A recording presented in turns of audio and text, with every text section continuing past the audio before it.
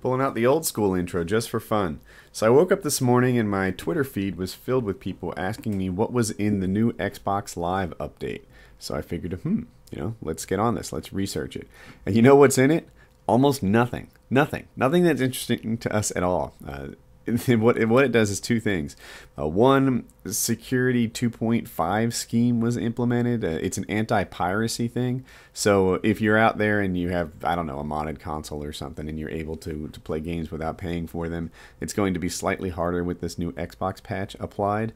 But I'm guessing that if you have a pirated Xbox, you don't apply these patches anyway. It's been a long time now since you've been able to pirate games and play them on like a modern dashboard. So there's that. And the other thing that it does is it preps it for another update that's coming this fall. And I thought, let's look into what this fall update is all about. So the first item here, update standard and connect dashboard with full voice dashboard commandment support. So you're going to be able to say things to your Xbox like Xbox Home, Xbox Video, and it will take you to different parts of the dashboard. The other thing that's new is the dashboard looks different. The next version of the Xbox dashboard is a little simplified, and it's a little, it's cleaner. And I think that the reason they did this was to make it work better with Kinect. You know, if you have lots of small, tiny icons on the screen and you start waving your hands at it in an effort to control it, then it doesn't really work out all that well. So this, I think, is a nice step forward. We'll see how it actually works when we get our hands on it. I was pretty excited about the concept of Kinect support, being able to navigate the dashboard, pause my movies, fast forward, and things like that just by waving my hands at it, because that way I didn't have to keep the control on. Xbox controllers turn off, 10 minutes if you don't touch it. So I thought, this will be really neat. In practice, I still use the controller. I don't know, just waving my hands at my Xbox, it's not quite precise enough. And if I'm lounging around on the couch or something along those lines, it just doesn't work anyway. So we'll see. This will be their next version of it, and hopefully it works out nicely. So let's keep going here. The next thing is Bing search on Xbox 360. So that's what's coming up. I don't know. What it is it'll be a voice command driven thing, and it's not a full-on Bing search like you have in your web browser where it just searches any random thing like how to replace a carburetor on an old Jeep. It's more oriented to the console here. So you might say Xbox Bing Lego and find Lego games, or Xbox Bing Netflix something and find things oriented to Netflix. So it'll search what I'll call your Xbox universe. If you're subscribed to Netflix or Hulu Plus, then it will include those things. If it's just games or achievements or whatever that you have on your local Xbox, it'll search those things. It's not for random Bing searches. At least that's what it looked like when I researched into it. So that's what's coming up with regards to Bing search in the fall. YouTube will be coming to the Xbox 360 with Bing search support.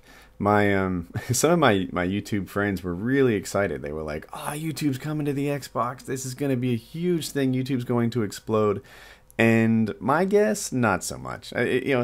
I don't really use Facebook or isn't Twitter on the Xbox too? I never even touch those things. So I predict that YouTube on the Xbox 360 is just sort of going to expose itself as not the perfect platform for YouTube.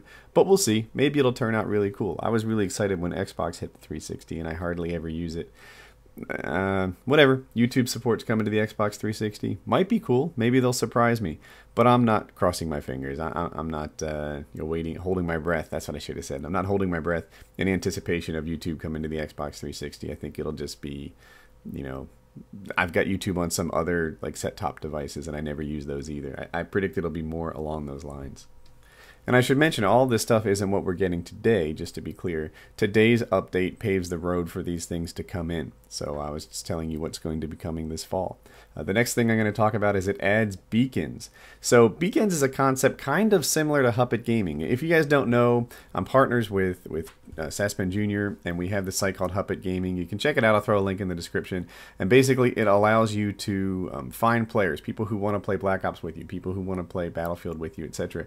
And you can make friends and sort of hook up, and rather than just getting crushed as a single player all the time, you can roll as a team, win all your games. It's a lot more fun to play as a team, etc. It looks like they're adding beacons, and it's a similar kind of thing. With beacons, you can sort of hold your hand up and tell your friends that this is a game you'd like to play together.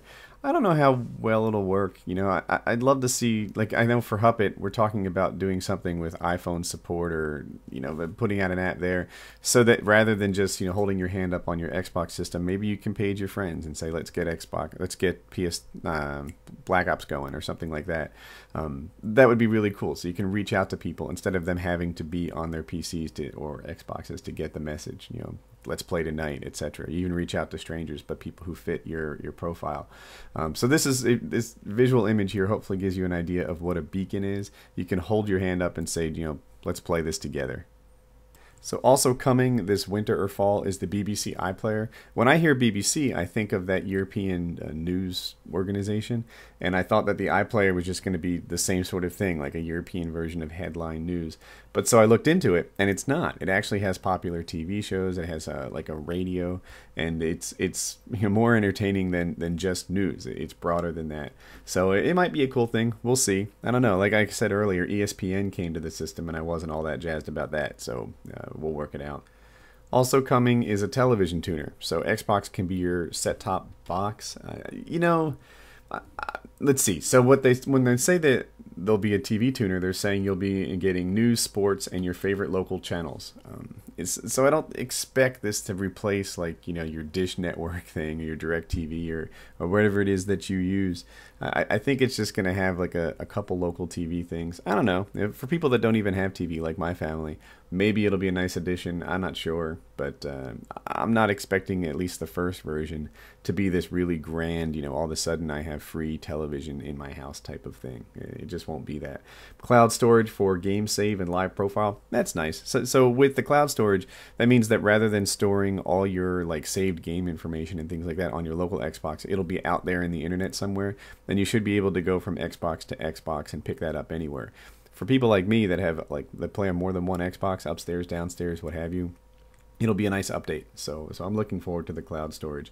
And the last thing is expanded Kinect voice support. So there'll be more voice commands added to Kinect. That probably ties in with the first bullet point there, which is full voice dashboard commandment support.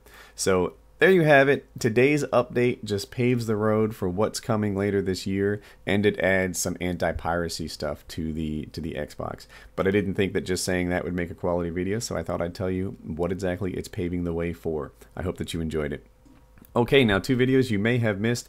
The top one, I cover 3 topics. One is the Modern Warfare 3 maps. 402 came out and talked about what map design changes they want to make for Modern Warfare 3. They say they want to make it a little more COD 4-like, to have less camping, flatten it out, make it so you can navigate them a little better. It should be cool, and you can hear my thoughts on that. I talk about playing Domination on Hazard, and I talk about the Call of the Community Tournament, which at the time I made this was sort of, you know, something that was going to happen that day. And then the other video is a Mail Monday. I had covered 3 letters. One is a young boy who's bisexual and he's having issues around that. Another guy asks how I get games early. And then the final one is someone whose parents found his stash of weed and he's having trouble with parental trust and his relationship with them again. I give some advice. So enjoy the videos and have a nice day.